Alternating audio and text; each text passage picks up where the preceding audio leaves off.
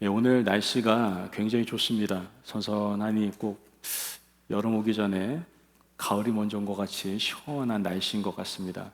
오늘 이 시간에 예배를 드리는 또한 말씀을 듣는 여러분 가운데 시원한 성령의 바람의 역사가 일어나기를 주님의 이름으로 축복합니다. 아멘. 지난 주간 여러분 잘 아시다시피 여성교회 주최 선교 바자회가 하나님의 은혜 가운데 잘 진행되었습니다. 준비하는 과정부터 마무리까지 섬겨주신 우리 남성교회 또한 여성교회 모든 성도님들께 다시 한번 감사드리고, 또한 비록 참석하지 못하셨지만 선교 바자회를 위해서 각자의 자리에서 기도해 주신 모든 성도님들께 다시 한번 감사를 드립니다. 선교 바자회는 몇 사람의 헌신과 섬김을 통해서 이루어진 것이 아닙니다. 우리는 가족이기 때문에 한 사람이 한 것도 우리 모두가 한 것입니다. 물론 여러분도 다 기도로 함께 섬겨주셨을 거라고 저는 당연히 믿습니다. 그러기에 더 귀하고 은혜롭고 축복된 자리였다라는 생각이 듭니다.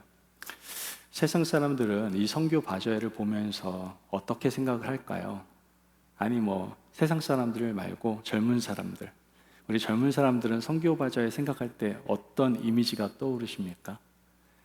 저는 이런 생각을 할 수도 있겠다라는 생각이 들더라고요.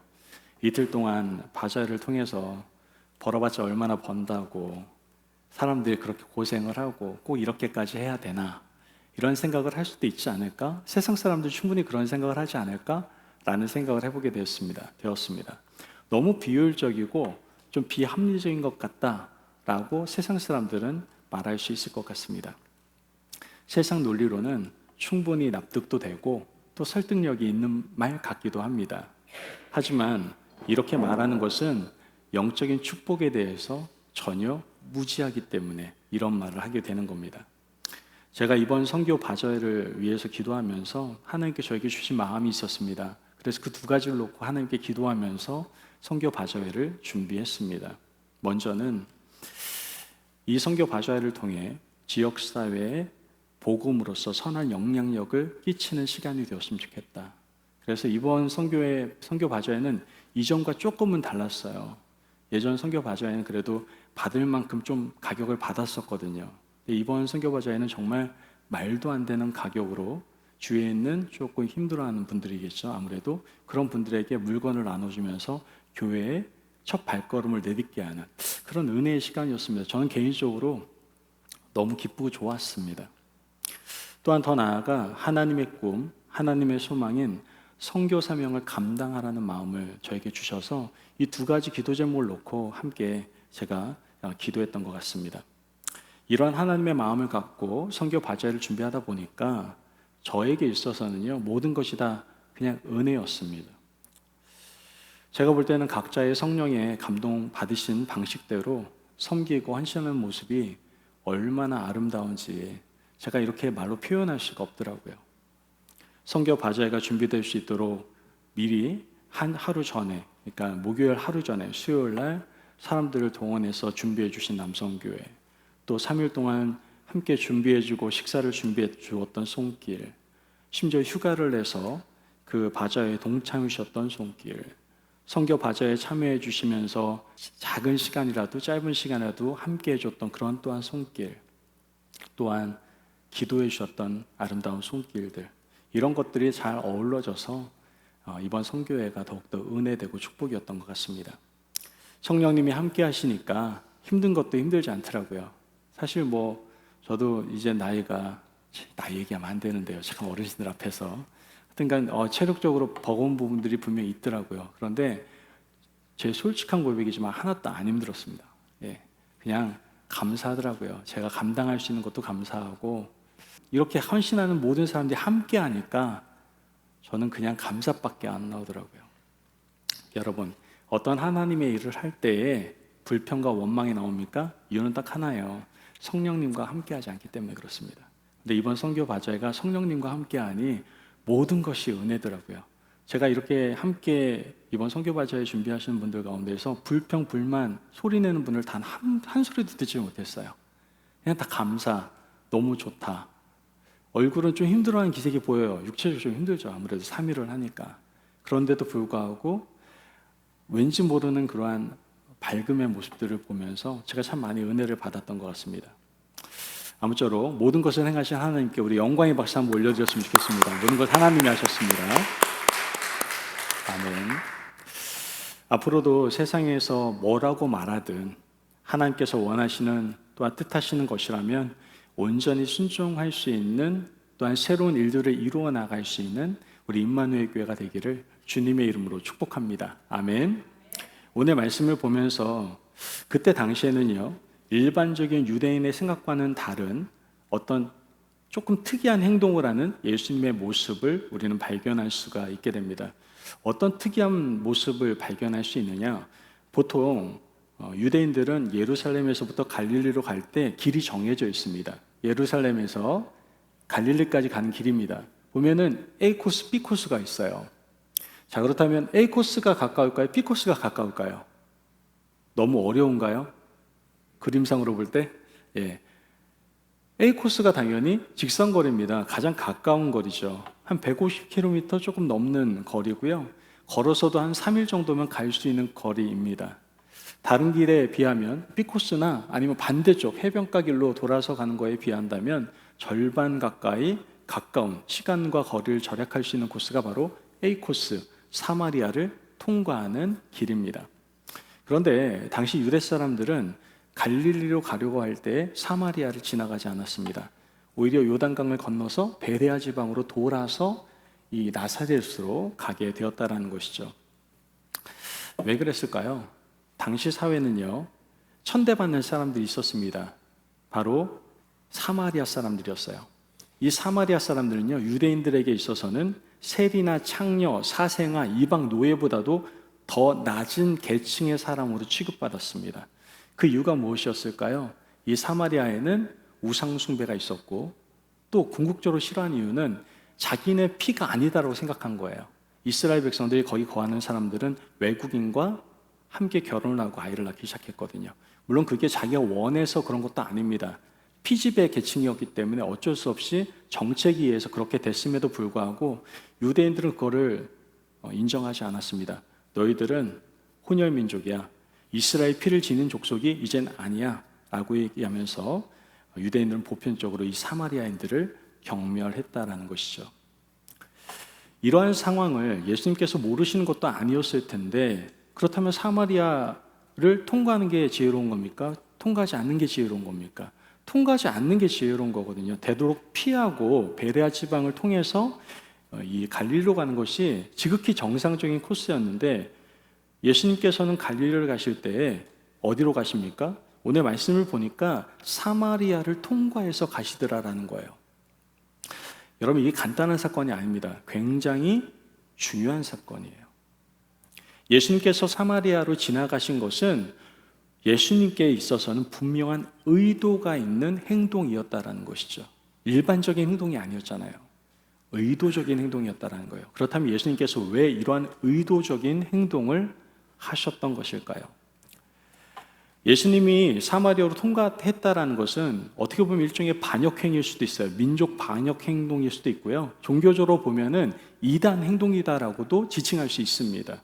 왜냐하면 일반적으로 유대인들은 사마리아 사람들에 있어서 죄인이고 구원도 없고 버려진 자리라는 인식이 강했고요. 또 유대 종교도 그렇게 결정을 했습니다.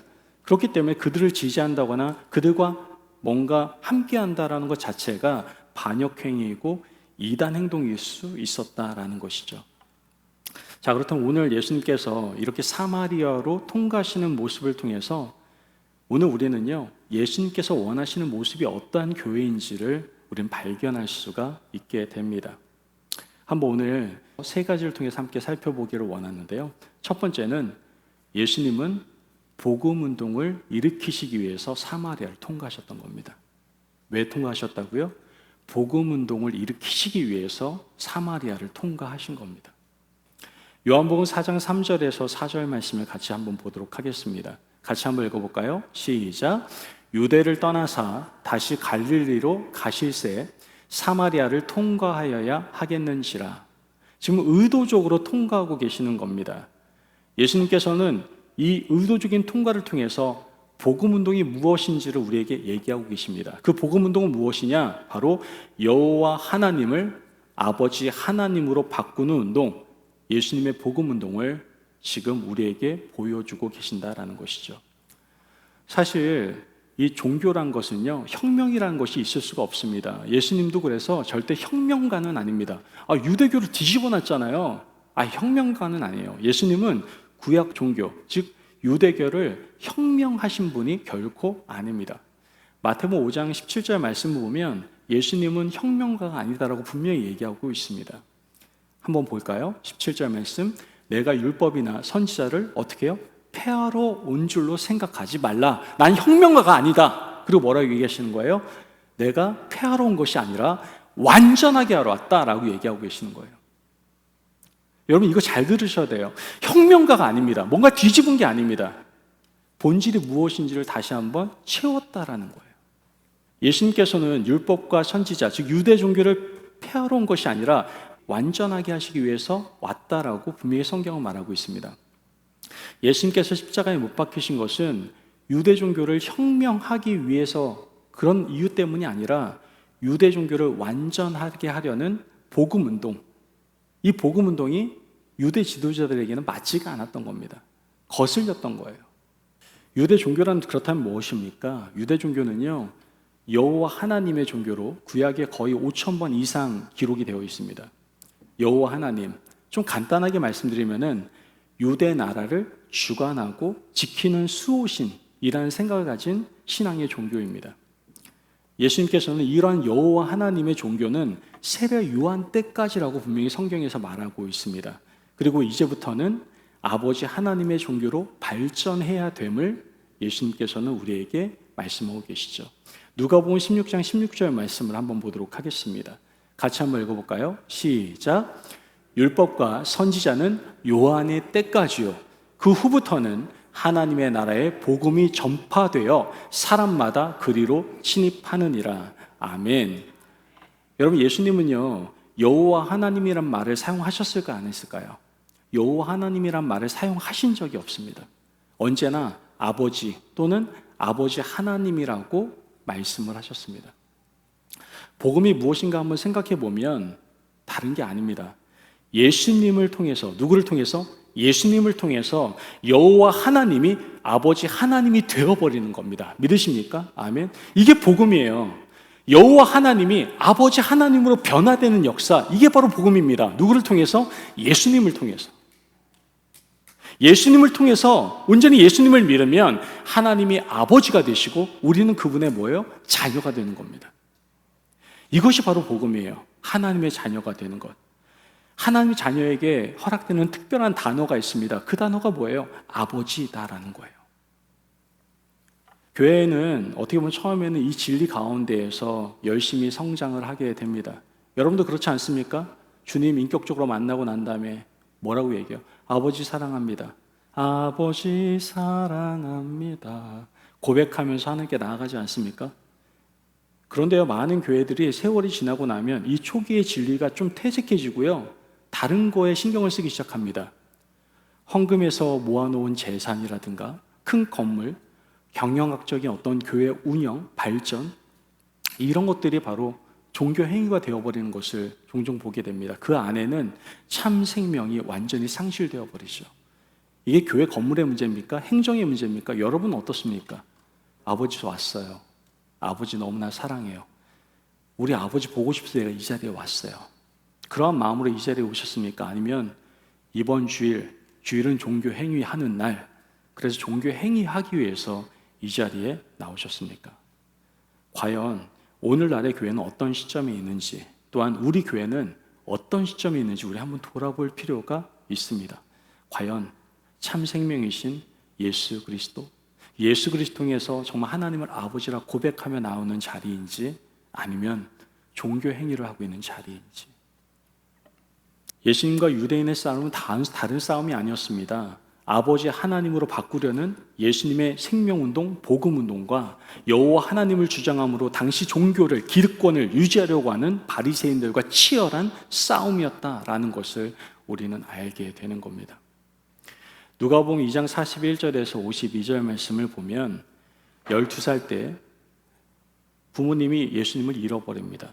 그래서 예수님을 찾는 사건이 기록되어 있는데 그때 부모님이 이 예수님에게 뭐라고 합니까? 책망합니다. 야, 내가 너 잃어버려서 얼마나 고생 많이 한 줄 알아? 도대체 어디 있었던 거야? 라고 얘기하자 예수님께서는 누가복음 2장 49절 말씀에서 이렇게 얘기하시죠. 예수께서 이르시되 어찌하여 나를 찾으셨나이까? 내가 어디 있어요? 내 아버지 집에 있어야 될 줄을 알지 못하셨나이까? 여러분, 부모님을 설득하거나 이해시킬 때는요, 뭐라고 얘기하는 게 가장 심플할까요? 아니, 내가 여호와의 집에 있는 것이 당연하다라고 생각하지 않으셨습니까? 라고 하면 아마 굉장히 심플하게 부모로서 이해가 됐을 겁니다. 하지만 예수님께서 뭐라고 얘기하는 거예요? 아버지 집이라고 분명히 말씀하고 있다는 것이죠. 아버지 집. 이것이 바로 이 정신이 예수님이 사마리아를 찾으신 이유였다라는 것을 우리는 알게 되는 겁니다. 여호와 하나님은 파벌주의에 속한 부족 종교이고 아버지 하나님은 파벌주의가 없는 전 인류를 상대로 한 어떻게 보면 복음의 역사. 우리가 지금 감리교인데요. 이게 바로 웨슬리적 신앙입니다, 여러분. 여러분 자랑스럽게 여길 필요도 있습니다. 이 웨슬리적 신앙에 대해서. 감리교 창시자인 웨슬리 목사님은요, 칼빈이나 루터처럼 교파에 교리를 만들어 놓지 않으셨어요. 보통 장로교나 다른 교파들은 교리가 있어요. 그 교리를 통해서 뭉칩니다. 그런데 감리교는 교리가 없었어요, 사실. 웨슬리 목사님이 남겨놓은 것은 교리가 아니라 설교였습니다. 한 100몇십 편의 설교만을 남겨놓은 채 그냥 하나님께 부름을 받으셨어요. 그리고 이 감리교의 가장 궁극적인 목적은 교리 중심으로 감리교가 세워진 것이 아니라 복음을 전하고자 하는 선교 중심으로 모여들기 시작했다라는 거예요. 연합을 하기 시작했다라는 것이죠. 뭘 중심으로? 복음을 중심으로. 교리 중심이 아니었다라는 거예요. 여러분, 파벌주의가 없는 그런 복음 정신, 네파, 리파. 죄송합니다. 이렇게 말하면 요즘 정치권에서 그 무슨 파 때문에 굉장히 심각했던 걸 알고 있는데 그 파 아니고요. 파벌 말하는 거예요. 리파벌, 네파벌 이런 것들 말하는 것이 아니라 하나님의 복음이 어디서나 누구에게나 전해지는 것이 복음운동이다라는 것을 말씀하고 있는 겁니다. 여러분, 감리교가 중요한 게 아닙니다. 제가 웨슬리 목사님에 대해서 잠깐 얘기했지만 그렇다고 감리교가 중요하다 그 얘기를 하는 게 아닙니다. 감리교든 침례교든 장로교든 그 외에 성결교든 모든 종교를 다 뛰어넘어서 교파를 뛰어넘어서 우린 복음운동을 할 수 있는 교회가 되어야 된다는 것을 말씀하고 있다는 것이죠. 예수님께서는 다른 사람이 아닌 그때 당시에 천하디 천한 무시당했던 사마리아인들에게조차도 하나님께서는 아버지가 되실 수 있다는 것을 그 정신을 우리에게 보여주고 계시는 겁니다. 지금 제 말은요, 교회를 반대하는 말도 아니고요, 다른 교파를 배척하자라고 말씀드리는 것도 아닙니다. 그런데 오히려 이런 교회나 교파가 잘못된 길에 들어서게 된다면 하나님의 뜻을 거역할 수도 있다라는 것에 대해서 우린 부인할 수가 없다라는 것이죠. 저는 우리 교회가 예수님께서 행하신 이 복음운동과 정신을 이어받기를 간절히 소망합니다. 연합감리교에 소속되어 있지만 연합감리교회를 뛰어넘어서요, 정말 복음운동에 새로운 운동을 펼칠 수 있는 그러한 임마누엘 교회가 되기를 간절히 소망합니다. 오직 하나님만을 전하고 예수님만을 전하는 그러한 교회, 교단과 교파를 뛰어넘어서 온전히 예수님만을 전할 수 있는 교회, 그러한 교회가 우리 교회가 되기를 간절히 소망합니다. 이런 복음운동이 있는 곳에는 언제 어디서나 누구에게나 못 전할 곳이 없고 못 전할 장소가 없습니다. 우리 교회가 이와 같은 복음운동을 할 수 있기를 주님의 이름으로 축복합니다. 아멘. 제발 복음을 전하는데 제한이 없었으면 좋겠어요. 누구에게나 복음은 열려있는 거예요. 예수님께서는 이와 같은 복음운동을 일으키셨다라는 것이죠. 두 번째, 예수님은요, 수보다 질에 집중하신 복음을 우리에게 보여주고 계십니다. 요한복음 4장 7절 말씀을 함께 보면요, 같이 한번 보도록 하죠. 7절 말씀 같이 읽어볼까요? 시작. 사마리아 여자 한 사람이 물을 기르러 왔음에 예수께서 물을 좀 달라 하시니. 자, 예수님께서 물을 기르러 나온 여자를 만나시고 상대하시면서 어떻게 보면 수보다 질을 더 집중하시는 모습을 우리는 발견하게 됩니다. 만약 예수님께서 유대인들과 같이 그냥 사마리아를 멀리했다면 더 많은 유대인들이 예수님을 메시아로 영접했을 수도 있을 겁니다. 그러나 예수님께서는 많은 수보다 한 생명을 택하셨다라는 것을 우리는 이 장면을 통해서 볼 수가 있게 되는 겁니다. 단 한 명이라도 생명이 있는 자를 찾고 생명 있는 성도가 되게 하시는 것, 이것이 바로 예수님의 복음 정신이었다라는 것을 우리는 알게 되는 겁니다. 예수님은 분명 성 안에 들어가서도 전도하실 수 있었습니다. 그러나 지금 어디 계세요? 홀로 우물가에 앉으셨습니다. 보통 유대 나라는 대낮에 물 길러 나오는 법이 없습니다. 너무 뜨겁기 때문에 보통 물 기르러 나오는 시간대는 새벽부터 해가 뜨기 이전까지 물을 기르러 나옵니다. 만약 대낮에 물을 기르러 나온다면 그 여인은 사람들의 눈을 피해야 될 조건을 가지고 있는 사람이다라고 보는 것이 가장 정확할 것입니다. 뭔가 사람들에게 지탄받을 만한, 손가락질 당할 만한 사람이든지 아니면 밤벌이를 하시는 여성분들, 즉 창기들일 가능성이 훨씬 더 많았던 상황이었습니다. 유대인인 예수님이 사마리아인인 그 여인에게 지금 물을 달라고 합니다. 분명 그 여인은 사마리아인도 사마리아인이지만 아까도 말했지만 그 시간대 나온다면은 뭐 거의 창기라고 보는 게 다를 바가 없거든요. 그런데 유대인, 아주 높은 사람이 물을 달라고 하니 이 여자는 굉장히 놀랄 수밖에 없었을 겁니다. 그런데 여기서 우리는 예수님의 아름답고 놀라운 정신을 볼 수가 있는 겁니다. 99마리의 양을 두고 잃어버린 한 마리의 양을 찾으시는 그 예수님의 정신을 바로 여기서 우리는 보게 되는 것이죠. 가장 밑바닥, 가장 천한 곳, 가장 불쌍한 이런 것들을 놓치지 않고 구원하기 위해서 한 영혼을 찾아 나아가시는 그 모습이 바로 예수님의 정신이었다라는 거예요. 마태복음 9장 11절 말씀을 보면 함께 보도록 하죠. 지금 보면은 예수님의 이러한 정신은요 계속돼요. 이때 한 번이 아니라 계속됩니다. 그래서 예수님을 반대하는 사람들이 너희 선생 예수가 죄인과 이방인과 함께 먹고 마시며 친구 된다라고 비난을 하잖아요. 그게 바로 본문의 내용입니다. 11절 말씀 같이 한번 볼까요? 시작. 바리새인들이 보고 그의 제자들에게 이르되 어찌하여 너희 선생은 세리와 죄인들과 함께 잡수시느냐? 자, 아니 지금 너희 원래 끼리끼리 논다고 그러지 않아? 야, 니네 선생이 그런 사람이니까 저 사람들하고 노는 거 아니야? 어떻게 저렇게 인간 말종들하고 상대하면서 같이 밥을 먹으면서 키득키득거릴 수가 있지? 도저히 이해할 수가 없어 라고 얘기하는 거하고 다를 바가 없습니다. 그런데 이때 예수님께서 뭐라고 말씀하십니까? 12절 말씀 같이 한번 볼까요? 시작. 예수께서 들으시고 이르시되 건강한 자에게는 의사가 쓸데없고 병든 자에게라야 쓸데 있느니라. 아멘.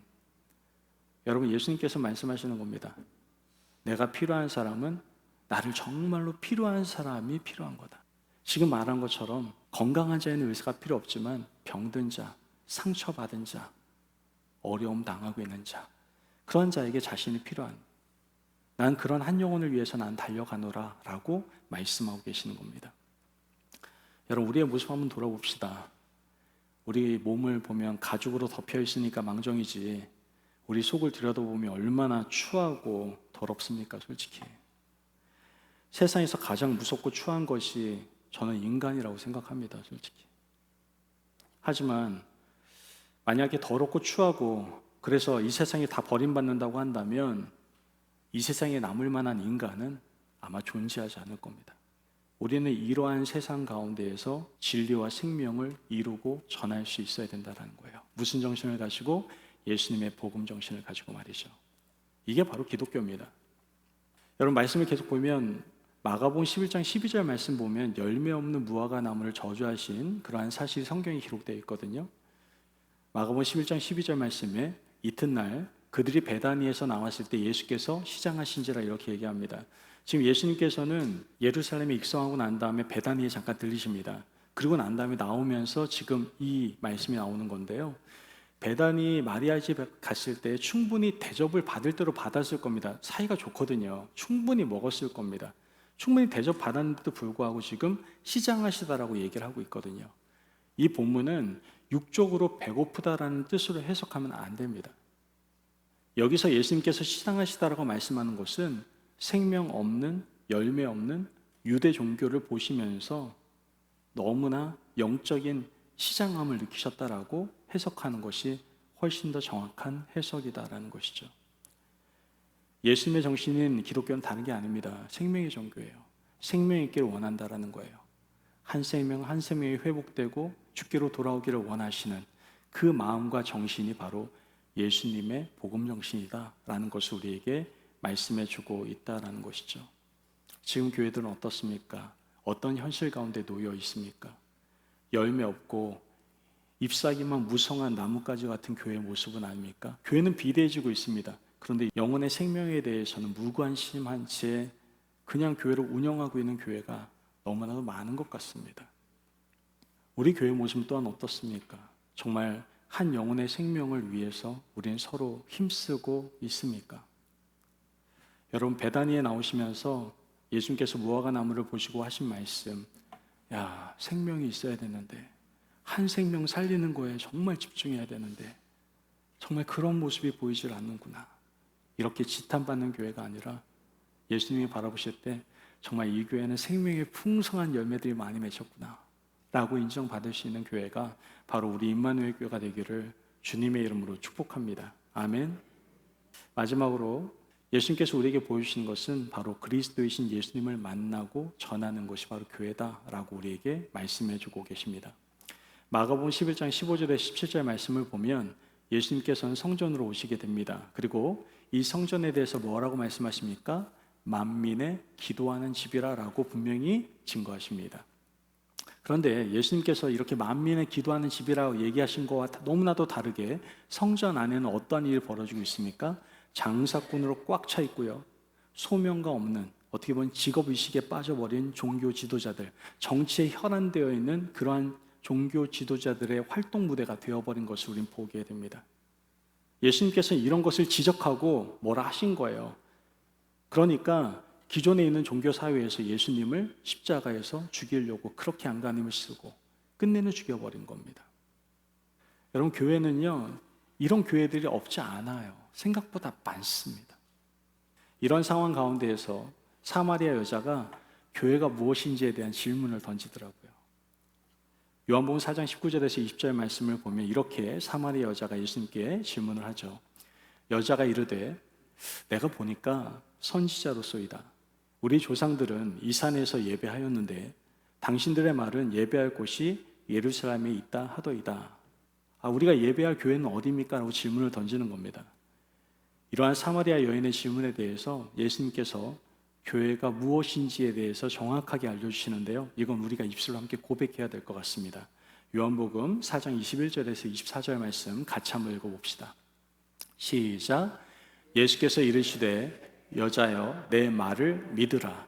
이 산에서도 말고 예루살렘에서도 말고 너희가 아버지께 예배할 때가 이르리라. 너희는 알지 못하는 것을 예배하고 우리는 아는 것을 예배하노니 이는 구원이 유대인에게 남이라. 아버지께 참되게 예배하는 자들은 영과 진리로 예배할 때가 오나니 곧 이때라. 아버지께서는 자기에게 이렇게 예배하는 자들을 찾으시느니라. 하나님은 영이시니 예배하는 자가 영과 진리로 예배할지니라. 아멘. 여러분, 교회는요, 어떤 장소나 장엄한 아주 거룩한 예배 의식이 아닙니다. 예수님은 진정한 예배 정신이 무엇인지를 우리에게 말씀하고 있는 거예요. 예배란 우리 마음에 예수님을 늘 발견하고 모시고 있는 것, 이것이 진정한 예배다라고 우리에게 말씀해 주고 있는 겁니다. 그러면서 예수님께서 원하시는 교회상에 대해서 본문 두 구절을 통해서 우리에게 설명해 주는데요, 그것이 바로 10절의 말씀인데요. 예수께서 대답하여 이르시되 내가 만일 하나님의 선물과 또 내게 물 좀 달라 하는 이가 누구인 줄 알았더라면 내가 그에게 구하였을 것이요 그가 생수를 내게 주었으리라. 34절 말씀에 예수께서 이르시되 나의 양식은 나를 보내신 이의 뜻을 행하며 그의 일을 온전히 이루는 것이니라. 아멘. 뭐라고 얘기하는 겁니까? 예수님을 만나고 예수님의 일을, 예수님의 뜻을 행하고 그 일을 온전히 이루는 곳이 뭐예요? 교회다 라고 우리에게 예수님께서 말씀하고 계시는 겁니다. 사마리아는 예수님을 발견하게 된 겁니다. 이게 바로 교회라는 걸 알게 된 겁니다. 그래서 25절에서 26절 말씀에 이렇게 얘기합니다. 여자가 이르되 메시아 곧 그리스도라 하는 이가 오실 줄을 내가 아노니 그가 오시면 모든 것을 우리에게 알려주시리이다. 예수께서 이르시되 내게 말하는 내가 그라 하시니라. 예수님이 교회다라고 여인에게 자세하게 설명을 해주는 겁니다. 더 나아가 이 사마리아 여자는 예수님의 뜻이 무엇인지 알고 한 걸음 더 나아가서 온전히 순종하는 모습도 보입니다. 28절에서 29절 말씀에 여자가 물동이를 버려두고 동네로 들어가서 사람들에게 이르되 내가 행한 모든 일을 내게 말한 사람을 와서 보라. 이는 그리스도가 아니냐 하니. 여러분, 예수님이 교회입니다. 교회이신 예수님을 만나고 그분을 온전히 믿고 모시고 예배드리며 헌신하는 그러한 교회가 하나님이 원하시는 교회다라는 것이죠. 더 나아가 사마리아 여인이 물동이를 버려두고 복음을 전한 것 같이 하나님의 뜻을 생활로 살아내는 그러한 교회가 하나님이 원하시는 교회다라는 겁니다. 여러분, 예수님께서는 원하시는 교회가 있어요. 어떤 교회입니까? 예수님의 행하심과 정신을 이어받아 복음 운동을 일으키는 교회, 그것이 바로 하나님께서 원하시는 교회입니다. 우리 교회가 정말 새 운동, 복음 운동을 더욱더 아름답게 일으키는 교회가 되기를 간절히 소망합니다. 아멘. 오직 하나님을 전하고 예수님만 전하면 됩니다. 교회, 교단, 교파 그런 거에 얽매이지 말고 복음 운동에 온전히 집중할 수 있는 교회, 그런 교회가 우리 교회가 되었으면 좋겠습니다. 또한 수에 집중하는 것이 아니라 질에 집중하는 교회가 되기를 간절히 원해요. 예수님은 한 영혼에 집중하셨습니다. 이 불쌍한 영혼들을 바라보면서 우리는 진리와 생명을 이루고 전하는 데 더욱더 힘써야 될 줄을 믿습니다. 마지막으로 그리스도이신 예수님을 만나고 전하는 교회가 되어야만 합니다. 예수님께서는 교회이신 예수님을 만나고 그분을 온전히 믿고 모시고 예배드리며 헌신하는 교회가 되라고 우리에게 말씀하고 계십니다. 더 나아가 사마리아 여인이 물동이를 버려두고 복음을 전한 것 같이 하나님의 뜻을 생활 가운데서 살아내는 교회가 되라고 우리에게 말씀하고 계십니다.